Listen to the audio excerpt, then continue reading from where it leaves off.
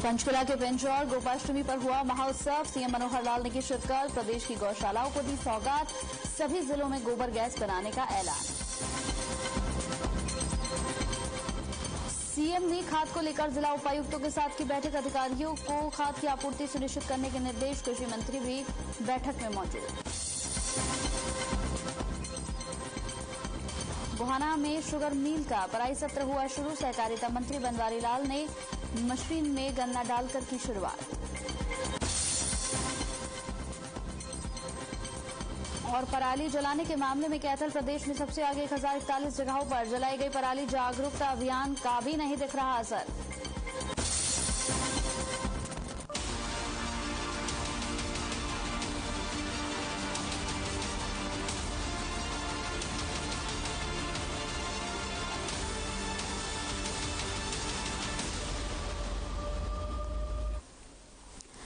नमस्कार, आप देख रहे हैं आज का अखबार। आज के अखबार के साथ हाजिर हूं मैं कंचन।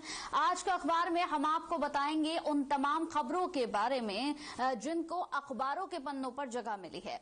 साथ ही विश्लेषण करेंगे अखबारों में छपे उन खबरों का जो आपकी भागती दौड़ती और थमी हुई दुनिया में आपके लिए जरूरी है, और जिन खबरों का सरोकार आपसे जुड़ा हो और साथ ही आपके काम की भी खबर हो। तो चलिए शुरुआत करते हैं और आपको दिखाते हैं आज के अखबार की सुर्खियां कि क्या हेडलाइंस है और किन खबरों को आज यहां पर प्रमुखता से छापा गया है। तो यहां पर लगातार जिस तरीके से हम बात करेंगे कई खबरों की। मुख्यमंत्री मनोहर लाल ने जिला उपायुक्तों के साथ बैठक की है। इस खबर को बड़ी प्रमुखता के साथ छापा गया है, इस पर चर्चा करेंगे। इसके साथ ही बात करेंगे यहां पर दैनिक जागरण के साथ ही पंचकुला की बात करेंगे। तो दैनिक जागरण की सबसे पहले हम बात करेंगे। पहले पेपर में यहां दैनिक जागरण में सीएम मनोहर लाल ने जिला उपायुक्तों के साथ बैठक की है। तो दैनिक जागरण की ये खबर सबसे पहले दैनिक जागरण ने बड़ी प्रमुखता के साथ इस खबर को छापा है।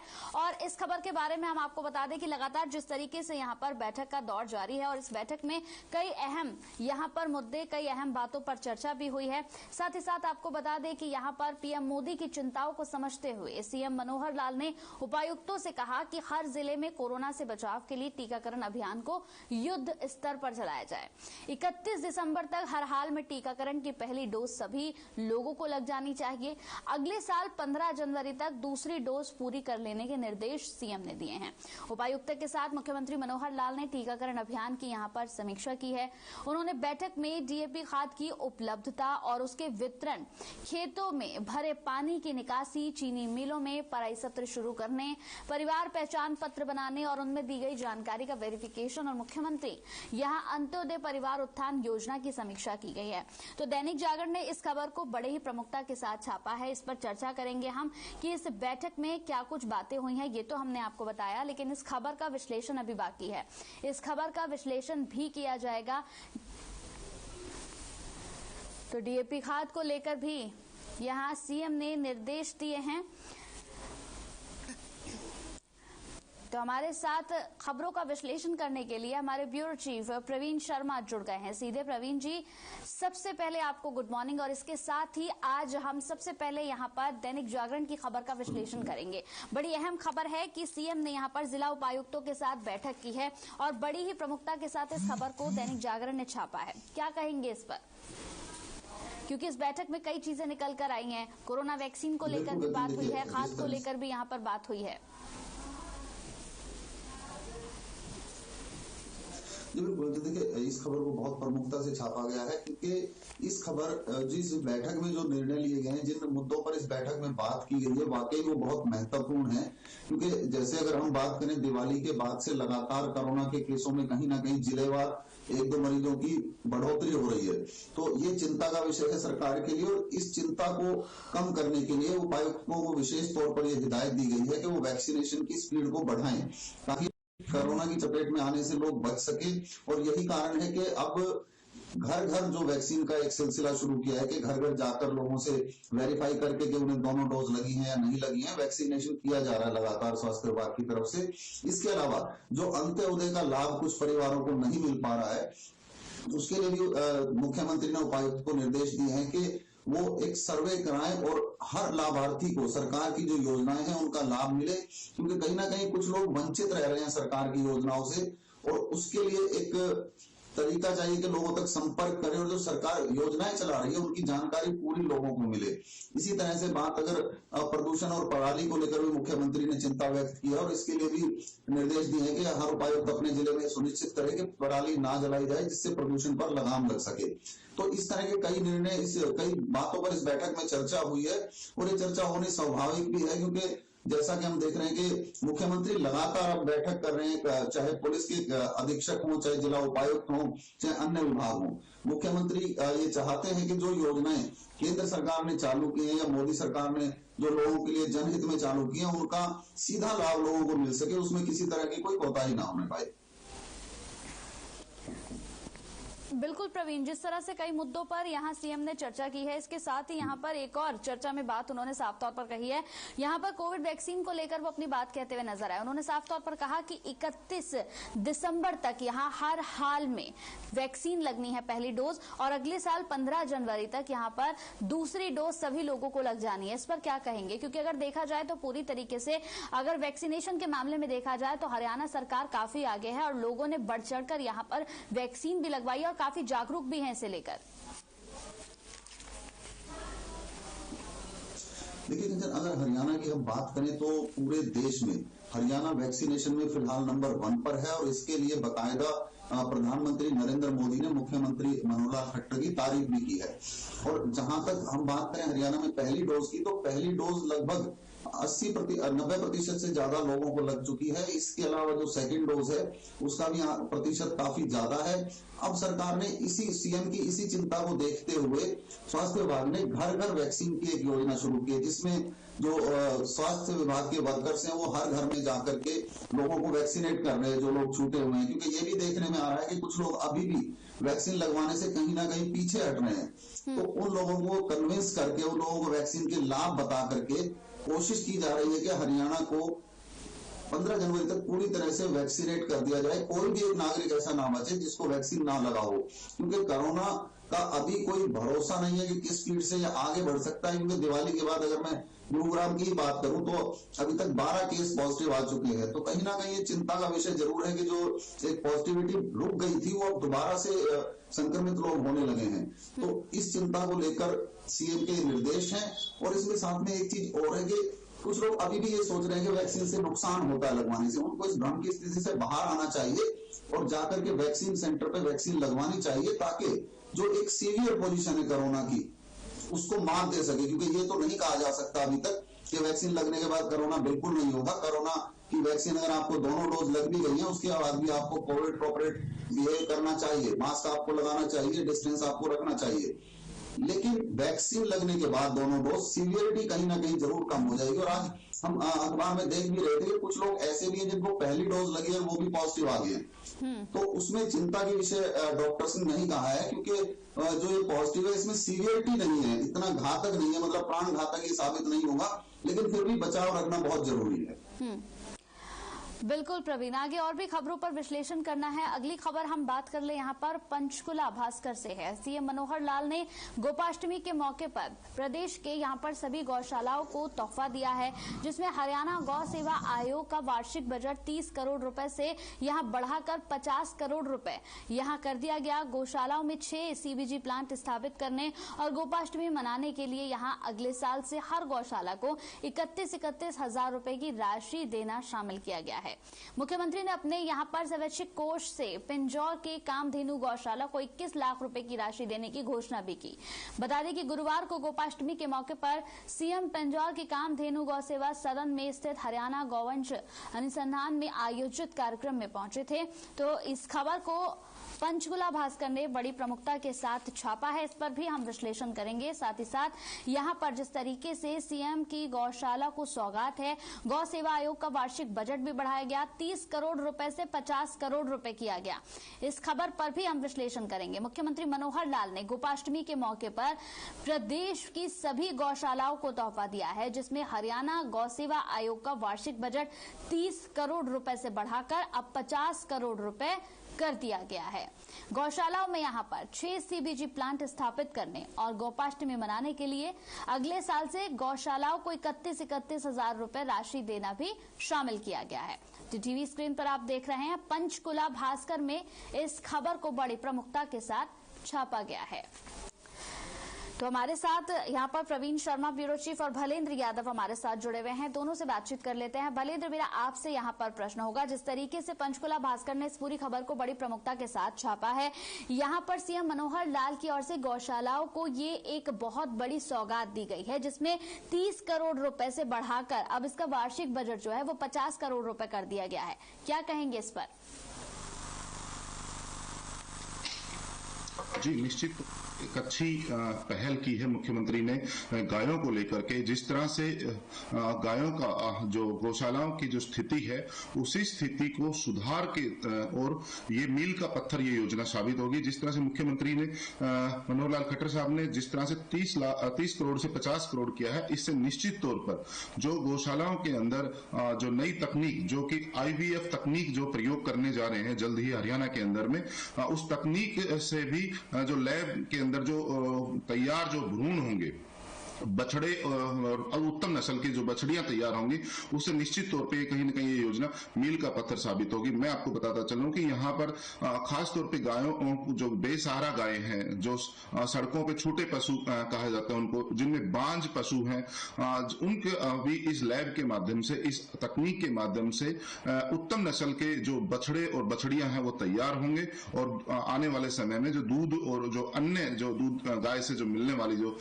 तमाम जो सामग्री है वो तमाम उसमें मिलती रहेगी। जी बिल्कुल। अगर भलेंद्र यहाँ पर देखा जाए तो ये सरकार की ओर से, हरियाणा सरकार की ओर से काफी सराहनीय कदम है और गौशालाओं को भी इससे काफी मदद मिलेगी। प्रवीण, आपसे मेरा सवाल है, आप भी लगातार तमाम कल गौशालाओं में घूमे और गौशाला में जाकर वहां का नजारा भी आपने देखा।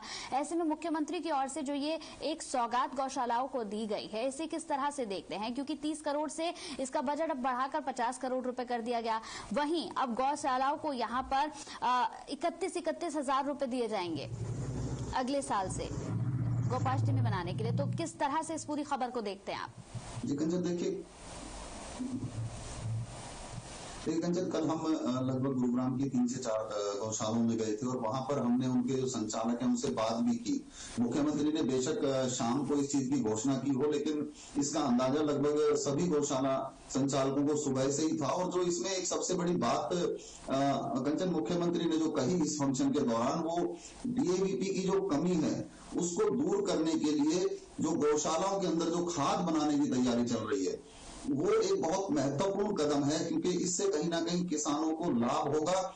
मुख्यमंत्री ने साफ तौर पे कहा कि उसकी लैब की टेस्टिंग चल रही है और जैसे ही लैब की टेस्टिंग पूरी होती है और उसके रिजल्ट आते हैं, उसके बाद ये खाद मार्केट में उतार दी जाएगी। उससे गौशालाओं के आय के साधन भी बनेंगे। ये जो 30 करोड़ से 50 करोड़ का बजट किया गया है, इसमें कहीं ना कहीं गौशालाओं का एक आधुनिकीकरण किया जाएगा, जिससे कि वहां पर जो गौ से प्राप्त होने वाले पंचगव्य है उनका उपयोग किया जा सके मनुष्य के जीवन में विभिन्न तरीके से। क्योंकि साफ तौर पर कहा गया कि गाय का कोई भी तत्व बेकार नहीं होता, वेस्ट नहीं जाता, पांचों की पांचों चीजें हर चीज में काम आती है। तो गाय के गोबर से DAP के मुकाबले खाद बनाने की तैयारी चल रही है, जो कि एक महत्वपूर्ण कदम है। और जो बजट 30 से 50 करोड़ किया गया है मुख्यमंत्री द्वारा, उसमें कहीं ना कहीं जो ये खाद बनाने की तकनीक है, इसमें इस बजट का ज्यादा प्रयोग किया जाएगा। उसके अलावा जो चारे की व्यवस्था है वो भी की जाएगी, ताकि एक अच्छा गोवंश हम अपनी गौशालाओं को दे सके। और साथ में अंजन, आपने देखा होगा मुख्यमंत्री ने एक घोषणा और की कि जो गोवंश अभी सड़कों पर घूम रहा है, कोशिश ये की जाएगी कि अब आने वाले समय में कोई भी गोवंश सड़कों पर ना दिखाई दे। तो कहीं ना कहीं बजट बढ़ाकर एक उत्साह गौशालाओं का बढ़ाया है मुख्यमंत्री ने, और इससे कहीं ना कहीं गौशालाओं में उन्नति होगी और गोवंश जो सड़कों पर है वो भी दिखना बंद होने की उम्मीद हम कर सकते हैं। बिल्कुल बिल्कुल बिल्कुल। अगली खबर पर नजर डाल लेते हैं। यहाँ पर उस पर भी अभी विश्लेषण होना बाकी है, क्योंकि कोशिश हमारी यही रहती है कि हर एक खबर से आपको रूबरू करा सके। तो अब हम बात कर लेते हैं गुरुग्राम की। हिंदुस्तान अखबार में इस खबर को पूरी प्रमुखता के साथ छापा गया है। गुरुग्राम में बढ़ते प्रदूषण से लोगों का दम घुटने लगा है, आंखों में जलन और सांस लेने की बीमारी बढ़ने लगी है। प्रदूषण को रोकने के प्रभावी कदम नहीं उठाए जाने के चलते इसका स्तर लगातार बढ़ रहा है। बताते चले कि पराली के साथ साथ सड़कों पर वाहनों से उड़ती धूल, धुआं और कई जगहों पर कूड़े के जलाने से काफी हद तक यहां पर समस्याओं का सामना लोगों को करना पड़ रहा है। ऐसे में जरूरत है लोगों को जागरूक होने की। लोगों को कई बार इसके लिए मना किया जाता है, लेकिन इसके बावजूद भी यहां पर लोग जागरूक नहीं हो रहे हैं और यही समस्या है जिसकी वजह से सबसे ज्यादा दिक्कत यहां पर आम लोगों को खुद ही भुगतनी पड़ रही है। आप अपने घर के बुजुर्गों के बारे में नहीं सोच रहे हैं, छोटे नन्हे बच्चों के बारे में नहीं सोच रहे हैं, क्योंकि वाकई कोरोना के बाद से उन लोगों से पूछिए जिन्होंने सांसों की कीमत के बारे में सोचा, जिन्होंने सांसों की कीमत को समझा है। ऐसे में लोगों को पराली जलाने की वजह से, कूड़ा जलाने की वजह से काफी हद तक परेशानियां झेलनी पड़ती हैं, उसके धुएं की वजह से। तो हिंदुस्तान अखबार ने इस खबर को पूरी प्रमुखता के साथ छापा है। साइबर सिटी गुरुग्राम में बढ़ते प्रदूषण से अब लोगों का दम घुटने लगा है। इस पर बातचीत कर लेंगे, हमारे साथ भलेंद्र यादव जुड़े हुए हैं। भलेंद्र, किस नजरिए से इस पूरी खबर को देखते हैं, क्योंकि हिंदुस्तान ने तो इस अखबार ने इस खबर को बड़ी प्रमुखता के साथ छापा है, लेकिन वाकई अगर देखा जाए तो प्रदूषण की वजह से आज सबसे ज्यादा समस्या आ रही है लोगों को। गुरुग्राम का हाल देख लीजिए, फिर चाहे कहीं का भी, दिल्ली का देख लीजिए, नोएडा का देख लीजिए, हर जगहों की इसी तरीके की तस्वीरें देखने को मिल रही है। सबसे ज्यादा समस्या लोगों को, नन्हे बच्चों को, बुजुर्गों को आ रही है। एक तरफ पराली लोग जला रहे हैं, इससे बाज नहीं आ रहे हैं। कुरुक्षेत्र में सबसे ज्यादा मामले सामने आए हैं। तो वाकई क्या कहेंगे कि अभी लोगों के अंदर जागरूकता नजर नहीं आ रही है? जी, निश्चित तौर पर देखो, हाँ, जिस तरह से हरियाणा के अंदर, जिस तरह से मौसम विभाग ने जो केंद्रीय प्रदूषण बोर्ड के जो निर्देश दिए हैं, उस पर निश्चित तौर पे कहीं न कहीं ये चीज साफ है कि प्रदूषण के जो मामले हैं वो बढ़ते लगातार जा रहे हैं। दीपावली के बाद से, दीपावली को बीते हुए करीब एक हफ्ता ही गुजरा है, लेकिन उसके बाद भी लगातार प्रदूषण के जो मामले हैं वो बढ़ता जा रहा है। प्रदूषण का जो स्तर है वो पूरे प्रदेश के अंदर कहीं न कहीं लगातार बढ़ रहा है। दिल्ली एनसीआर की अगर बात की जाए तो इसमें तो सबसे ज्यादा मामले देखने को मिल रहे हैं। ये नहीं है कि दीपावली के कारण ही ये पोल्यूशन ज्यादा हुआ है। पड़ोसी राज्य पंजाब है, वहां पे पराली के सबसे ज्यादा केस आ रहे हैं, पराली वहां पे जलाई जा रही है। हरियाणा के भी कुछ जिले हैं जिसमें कुरुक्षेत्र, जिस तरह से आपने बताया है कि कुरुक्षेत्र में भी ये मामले देखने को मिल रहे हैं। वहीं साथ के साथ प्रदूषण के दो कारण और भी इसमें ज्यादा प्रमुख है। जिस तरह से ईंट भट्ठे हैं, हरियाणा के झज्जर जिले की अगर बात की जाए, जो दिल्ली से बिल्कुल साथ में सटा है, गुरुग्राम से बिल्कुल साथ में है, वहां पे बहुत ज्यादा मात्रा में ईंट भट्ठे लगे हुए हैं। वहीं दूसरी तरफ फरीदाबाद की अगर खोरी जगह की बात की जाए, वो एक अहम भूमिका निभा रहा है प्रदूषण को बढ़ाने में। वहीं दूसरी तरफ जिला महेंद्रगढ़ की अगर बात की जाए तो इसका नांगल चौधरी जो क्षेत्र है, इसमें सबसे ज्यादा क्रैशर लगे हुए हैं और वो दिन रात नियमों की अवहेलना करते हुए लगातार जो क्रैश कर रहे हैं पहाड़ों को, बिल्डिंग मटेरियल का सामान तैयार किया जा रहा है, उसमें सबसे ज्यादा हरियाणा के भिवानी के चरखी दादरी जो दो जिले हैं, इनमें भी तोशाम और खानक जो क्षेत्र है, यहाँ पर भी लगातार क्रैशर के मामले हैं। ये लगातार नियमों की अवहेलना कर रहे हैं, जिसके कारण से अब जब जिस तरह से मौसम के अंदर जिस तरह की स्थिति बनी हुई है, मौसम जो चेंज हो रहा है, इसका कहीं ना कहीं कारण जो रात्रि का जो तापमान है वो बीच में रात को बढ़ता है, सुबह ठंड होती है, देर शाम को ठंड होती है, तो ये कहीं ना कहीं इसी के देन है। मैं आपको ये बताता चलूं कि अभी जिस तरह से अभी निर्देश भी दिए गए हैं कि ईंट भट्ठे और क्रैशर को बंद किया जाए, कार्रवाई कितनी हो पाती है ये हम सबको ज्यादा लेकिन देखने की देखा जाए तो जरूरत है। निर्देश तो इन चीजों के भी दिए गए हैं कि आपको पराली नहीं जलानी है। बार बार किसानों को भी समझाया जा रहा है कि पराली मत जलाइए, लेकिन उसके बावजूद भी पराली के जो मामले हैं वो तो लगातार सामने आ रहे हैं। लोगों को अभी जागरूक होने की जरूरत है। प्रवीण जी, आपके पास मैं लौटूंगी यहाँ पर। जिस तरीके से अभी हम बात कर रहे हैं इस पूरे अखबार की, इस पूरे खबर की, मैं यहाँ पर एक आंकड़ा आपको बताती हूँ। कुरुक्षेत्र में 1041 जगहों पर जलाई गई है पराली। कुरुक्षेत्र सबसे आगे यहाँ पर। उसके अलावा ना सिर्फ कुरुक्षेत्र, पंजाब की बात कर लें, वहां पर भी लगातार पराली जलाई जा रही है। प्रदूषण आखिर रुकेगा कैसे प्रवीण जी? अगर लोग जागरूक नहीं होंगे, समझेंगे नहीं, मानेंगे नहीं, तो आखिर इसे रोका कैसे जाएगा? जी बिल्कुल कंचन, देखिए अगर एनसीआर की बात करें तो आज पूरी तरह से गैस चैम्बर में एनसीआर तब्दील हो चुका है।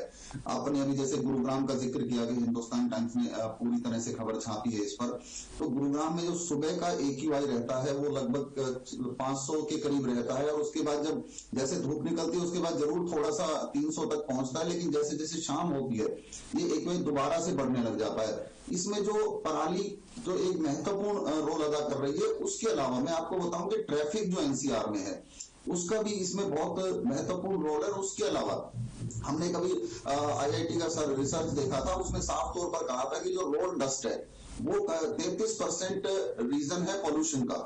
तो रोड डस्ट को दबाने के लिए जब ग्रेप लागू हुआ था 15 अक्टूबर को, तो पेड़ों के ऊपर छिड़काव, सड़कों पर छिड़काव और जो स्वीपिंग है उसको मशीनों से कराना और छिड़काव करके कराना, इस तरह कई हिदायतें जारी की थी।